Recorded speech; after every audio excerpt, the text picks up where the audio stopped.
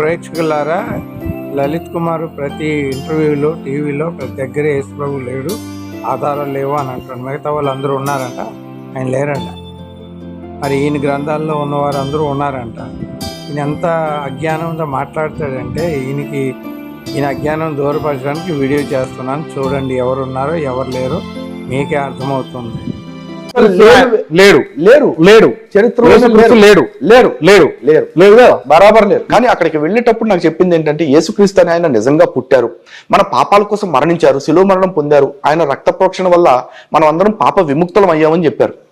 కాబట్టి నేను ఆయన నిజమైన దేవుడు భూమి మీదకి వచ్చిన వాడేమో అనుకుని అడిగాను. కానీ యేసు కంటే ముందు పుట్టిన అలెగ్జాండర్ కావచ్చు, అరిస్టాటిల్ కావచ్చు, వీళ్ళందరికీ సంబంధించిన ఆధారాలు ఉన్నాయి. యేసు సమకాలికుడిగా చెప్పబడుతున్న హీరోస్ కావచ్చు, కైజర్ కావచ్చు, వీళ్ళందరికీ సంబంధించిన ఆధారాలు ఉన్నాయి. మరి యేసు జీవితానికి వచ్చేపాటికి యేసుకు సంబంధించి ఆయన ఒంటి మీద ఉన్న బట్టలు కావచ్చు, లేకపోతే ఆయన కొట్టిన మేకులు కావచ్చు, లేకపోతే ఎలాడేసిన చెక్క కావచ్చు, లేకపోతే నెత్తిన పెట్టిన కిరీటం కావచ్చు, కొట్టిన కొరడా కావచ్చు, ఏ ఒక్క ఆధారము ఎందుకు భద్రపరచలేకపోయారు, ఎందుకు లేకుండా పోయింది ఆధారాలు? కాబట్టి యేసుక్రీస్తు వారు చరిత్రలో లేరు అన్న విషయాన్ని నేను రూఢి చేసుకున్నాను. మీరు పుస్తకాలు చరిత్ర చదువుకున్నారా? మీరు చదివానండి. చదివారా? క్రీస్తు పూర్వం క్రీస్తు శకం అని విన్నారా? విన్నాను.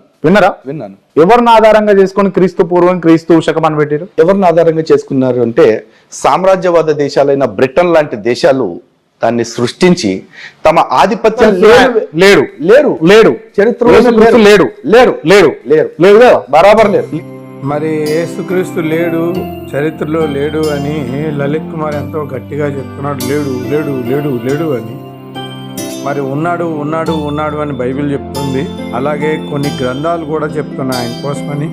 చరిత్రకారుడైన ఫ్లావియస్ జోసెఫ్ లీనెటెస్ ఇంకా చాలా మంది చెప్తున్నారు. ఒకసారి విను, అప్పుడు నీకు అర్థమవుతుంది ప్రేక్షకులు. మీరు ఈ రోజున యేసుక్రీస్తు గురించి చెప్పబడిన ఈ పుస్తకాన్ని, దీని హిస్టారికల్ ఎవిడెన్స్ ని, ఈ రోజు చరిత్రలో ఉన్నటువంటి కొన్ని పేర్లు మీరు చెప్పొచ్చు. సీజర్ అగస్టస్, కాల్ మెగ్నే, మొహమ్మద్, లేకపోతే బుద్ధ, అలెగ్జాండర్, లేకపోతే కింగ్ పోరస్, పురుషోత్తముడు, రాజరాజ చోళుడు, మీరు ఎవరి పేరైనా చెప్పుకోండి. వాళ్ళందరినీ ఓ పక్కన నుంచోబెట్టి వాళ్ళకున్న హిస్టారికల్ డాక్యుమెంటరీ ఎవిడెన్స్ ఒకదానిపైన ఒకటి పైలప్ చేయండి. ఈ పోడియం కి మించి రాదు. బట్ జీసస్ క్రైస్ట్ గురించి చెప్పబడినటువంటి ఈ పుస్తకానికి మీరు పైలప్ చేయండి అదే విధంగా డాక్యుమెంటరీ ఎవిడెన్స్. 2.5 miles హైట్ వస్తుంది. అది you believe me or not. ఒక్క న్యూ టెస్టమెంట్ కి కనీసం 1 mile హైట్ వస్తుంది. అండ్ జీసస్ క్రైస్ట్ గురించి ఇందులో ఏం రాయబడిందో అదే హిస్టారియన్స్ కూడా చెప్పారు.